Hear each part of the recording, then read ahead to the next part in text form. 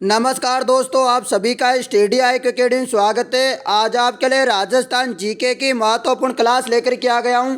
आज 19वें नंबर की आपका जो है पिछले सालों का पेपर सॉल्यूशन करवा रहा हूं। 19 पेपर सॉल्यूशन हो जाएंगे आज करके कंप्लीट, ठीक है।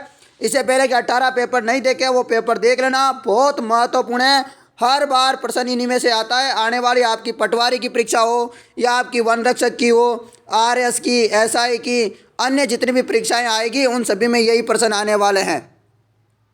चलो, आज के पहला प्रश्न है, राजस्थान का कौन सा लोक नाट्य मेरू नाट्य के नाम से जाना जाता है?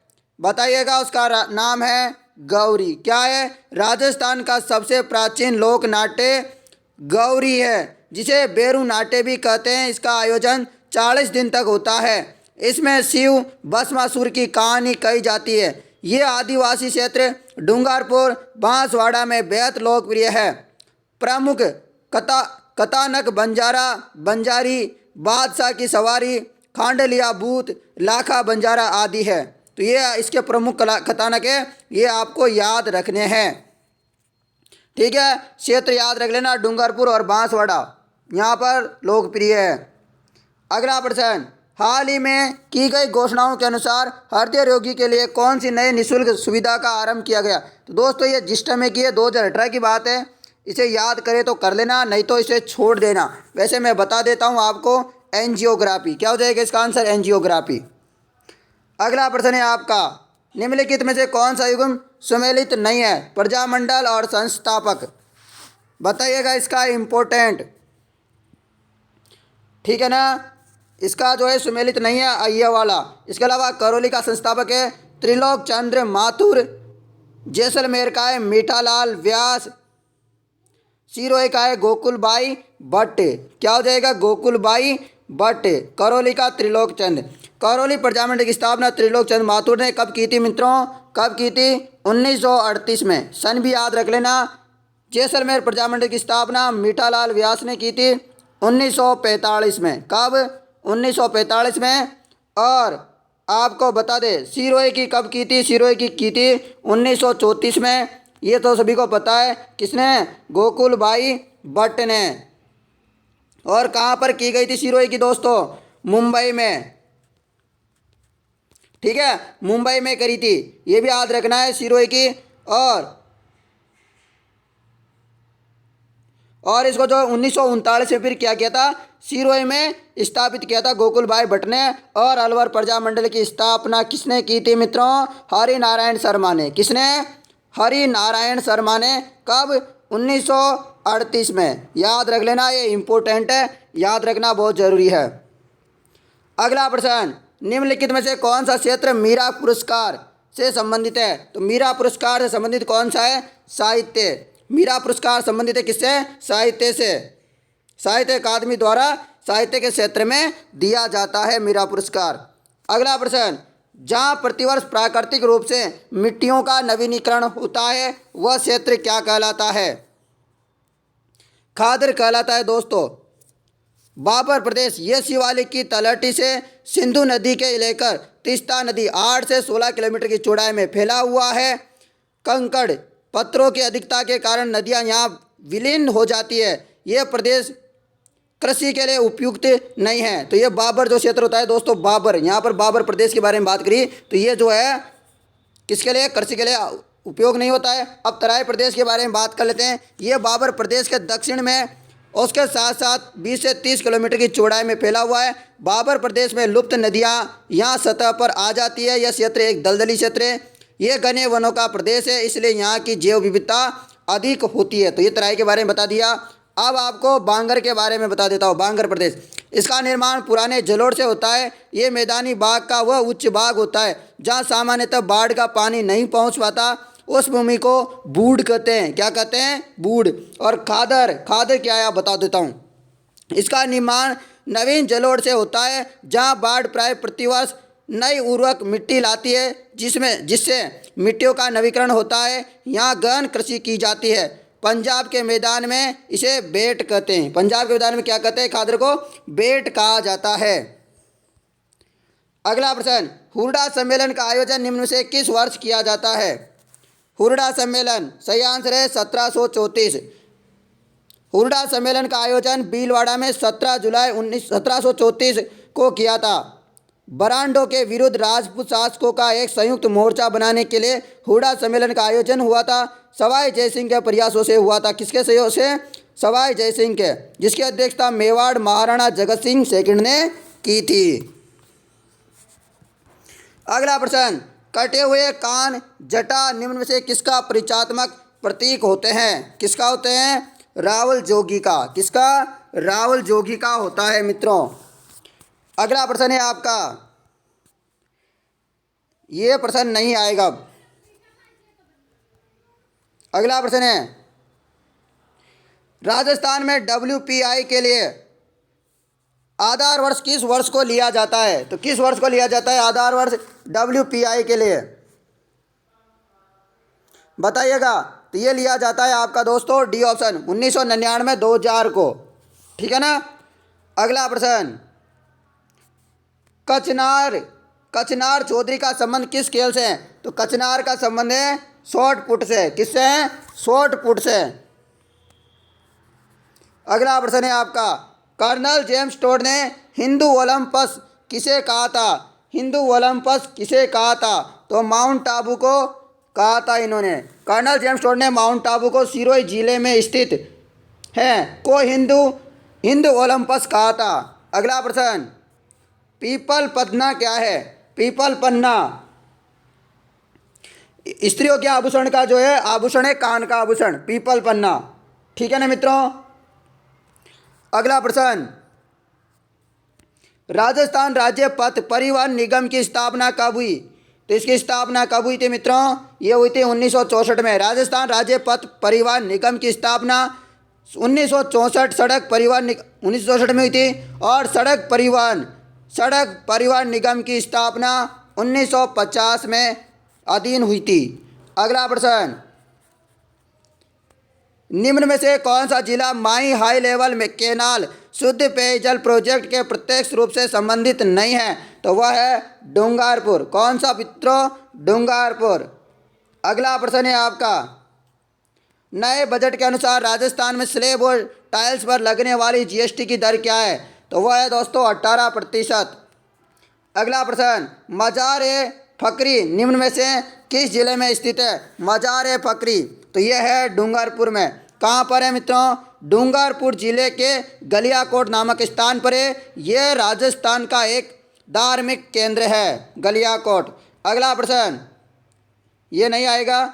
यह प्रश्न है, विश्व बैंक की ease of doing business index के अनुसार भारत में राजस्थान की रैंक क्या है? ये अभी की नहीं है दोस्तों, इसे भी आप डिलीट कर दो। अगला प्रश्न है आपका, निम्न में से किस वर्ष में राजस्थान में पेटेंट सूचना PIC की स्थापना की गई? तो इसका राइट आंसर क्या हो जाएगा? Option D 1998। क्या हो जाएगा? 1998। अगला प्रश्न है आपके लिए मित्रों, क्या है? राजस्थान सरकार द्वारा लॉन्च किए गए वन स्टॉप सॉल्यूशन का नाम क्या है, जो स्टार्टअप व वेंचर कैपिटलिस्ट के लिए है? तो इसका राइट आंसर है डी आई स्टार्ट। क्या हो जाएगा? I start. राजस्थान में स्टार्टअप्स के लिए आई स्टार्ट पोर्टल एक खिड़की के रूप में कार्य कर रहा है। आई स्टार्ट, ठीक है, याद रखना, ये नहीं आएगा। अगला प्रश्न है आपका, राजस्थान सरकार की ईमेल सेवा का क्या नाम है, जो कि यूजर्स को उनके ईमेल एड्रेस क्षेत्रीय भाषाओं में व हिंदी में बनाने की सुविधा देती है? तो इसका राइट आंसर सभी को पता है, बहुत अच्छा ऑप्शन है राजमेल। क्या हो जाएगा? राजमेल। अगला प्रश्न है आपका, निम्नलिखित में से कौन सी सरकारी एप्लीकेशन भारत के विदेशों में चल रहे मिशनों की सूचना का काम स्रोत है? सूचना का स्रोत है, तो वह है मियाँ इंडिया। ठीक है, यानी कि ministry of external affairs of India के बारे में भारत के विदेशों में चल रहे मिशनों की सूचना स्रोत है। अगला प्रश्न आपके लिए, राष्ट्रीय ग्रामीण आजीविका मिशन यानी कि NRLM को कब शुरू किया गया? 24वें का राइट आंसर है ऑप्शन है 2011 में शुरू किया गया था। अगला प्रश्न है आपके लिए, निम्न में से किस शहर में माइक्रोसॉफ्ट का मुख्यालय स्थित है? माइक्रोसॉफ्ट का मुख्यालय कहाँ है? यूएसए में है दोस्तों। यूएसए की राजधानी वाशिंगटन डीसी में। ठीक है, ऑप्शन डी राइट आंसर हो जाएगा। इसके संस्थापक कौन है दोस्तों माइक्रोसॉफ्ट के? Bill Gates. कौन? Bill Gates. अगला प्रश्न, रिजर्व बैंक ऑफ इंडिया यानी कि आरबीआई के संदर्भ में लक्ष्मी क्या है? तो लक्ष्मी एक क्या है? Crypto currency. क्या है? क्रिप्टो करेंसी है दोस्तों। बिटकॉइन की तरह ये क्या होती है कि क्रिप्टो करेंसी है। ठीक है, अगला प्रश्न है, दिव्यांग सारथी है। दिव्यांग सारथी है, बताइएगा। मोबाइल ऐप है। क्या है दोस्तों ये? दिव्यांग सारथी मोबाइल ऐप दिव्यांगजनों को सशक्त बनाने के लिए प्रेरित करेगा ताकि उन्हें आसान और सुविधाजनक सूचना मिल सके। उससे उन्हें एक बटन दबाकर योजनाओं, छात्रवृत्तियों, रोजगार संबंधी अवसरों के बारे में जानकारी उपलब्ध होगी। अगला है, इसरो द्वारा PSLV-39 की मदद से श्रीहरिकोटा से कौन सा उपग्रह छोड़ा गया था? कौन सा छोड़ा गया था मित्रों? सभी को पता है, IRNSS-1H। ठीक है, 2017 में छोड़ा था, 31 अगस्त को। अगला, महात्मा गांधी के सामाजिक आदर्श सर्वप्रथम किस में प्रकाशित किए गए थे? तो ये किए गए थे हिंद स्वराज में। किस में किए गए थे मित्रों? हिंद स्वराज में किए गए थे। अगला प्रश्न है आपके लिए, बढ़िया प्रश्न है। अजंता की गुफाएं निम्नलिखित से किससे संबंधित है? अजंता की गुफाएं जातक कथाएं से। अजंता के गुफा चित्र भारतीय चित्रकला को सबसे बेहतरीन उदाहरण है। यहाँ पर कुल 27 गुफाएं। कितनी गुफाएं? 27 गुफाएं, जिसमें से वर्तमान में कुछ ही गुफाएं सुरक्षित है। गुफा संख्या 17 को चित्रशाला कहा जाता है। इन चित्रों की विषय वस्तु आध्यात्मिक है, जिसमें बुक पूर्व जन्म की कहानी, जातक कथाओं के चित्र बने हुए हैं। ये बी डिविलियर्स वाला जो क्वेश्चन है ये नहीं आएगा। अब अगला प्रश्न है, निम्नलिखित में से किस पुस्तक के रचयिता मुंशी प्रेमचंद नहीं है? तो मुंशी प्रेमचंद जी ने कौन सी बुक नहीं लिखी? मानसरोवर नहीं लिखी। कौन सी ने? सॉरी दोस्तों, इन्होंने द गाइड बुक नहीं लिखी। इसके अलावा गोदान, मानसरोवर, गबन, ये सभी नहीं किया। द गाइड यानी कि द गाइड अंग्रेजी भाषा के महान भारतीय उपन्यासकार R.K. नारायण के उपन्यास है। तो द गाइड किसकी है दोस्तों? R.K. नारायण की। किसकी? R.K. नारायण की उपन्यास है। इसका प्रकाशन कब हुआ था? 1958 में होता दोस्तों। ठीक है ना। अगला प्रश्न है आपका, क्या है? राष्ट्रीय आय में किसको सम्मिलित नहीं किया जाता?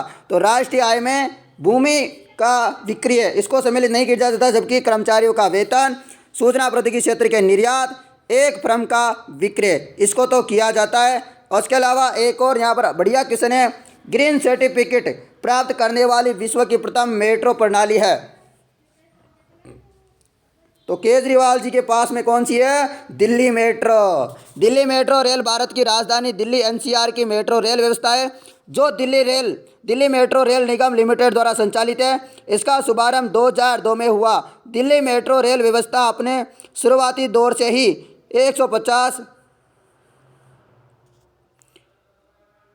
19,001 24,002 प्रमाण पत्र अर्जित करने में सफल रही है, जो सुरक्षा और पर्यावरण की दृष्टि से काफ़ी महत्वपूर्ण है। इसलिए दिल्ली मेट्रो प्रणाली को विश्व में सर्वप्रथम ग्रीन सर्टिफिकेट दिया गया था। तो आपको याद रखना है, विश्व वाली बात कर दी जा रही है। विश्व की प्रथम मेट्रो जो है प्रणाली है दिल्ली वाली, इसको ग्रीन सर्टिफिकेट प्राप्त हो चुका है। तो आशा करता हूँ आज के ये महत्वपूर्ण प्रश्नों की जो सीरीज़ थी, यहाँ पर ये आज जो मैंने प्रीवियस ईयर्स के प्रश्न थे वो कंप्लीट करवा दिए हैं। 19 टेस्ट पेपर आपके कंप्लीट हो गए हैं। इसके बाद आपके और भी यानी कि 25 टेस्ट पेपर और बच रहे हैं दोस्तों, उनको भी कंप्लीट करवा दूंगा। आप हमारे साथ बने रहिएगा, आपको बहुत ज़्यादा हेल्पफुल होंगे ये। और शाम को भी 9 बजे वाली क्लास जो होगी आपके हिस्ट्री ऑफ राजस्थान, उसे ज़रूर पढ़ें मित्रों, बहुत काम की क्लास है। आप यदि आपको प्रश्न आते हैं तो आपका रिवीजन ही होगा, ऐसे समझ के उस क्लास को ज़रूर अटेंड करें। धन्यवाद। जय हिंद,